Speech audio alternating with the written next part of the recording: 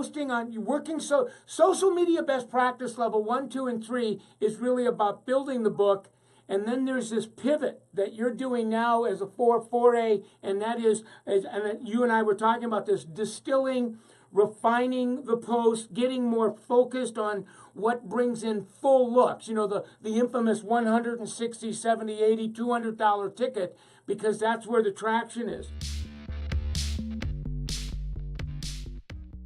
Verbiage is really important. When I talk to my guests about being on set and how I'm going to style their hair, that takes it to another level for them, because they're like, oh, we're going on set.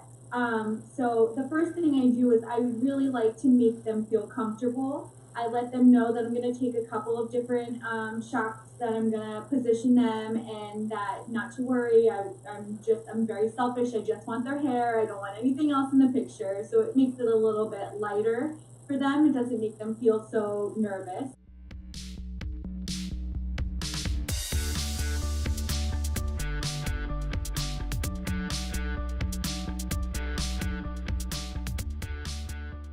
Then I really just dive in and, I'm paying attention, like, does the hair look polished?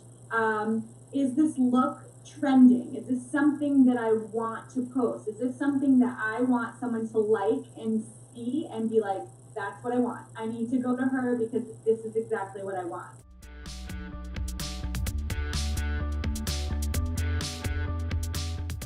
I like to pay attention to their clothing. If it's distracting, sometimes I'll make sure that they're still wearing their color gown or something like that.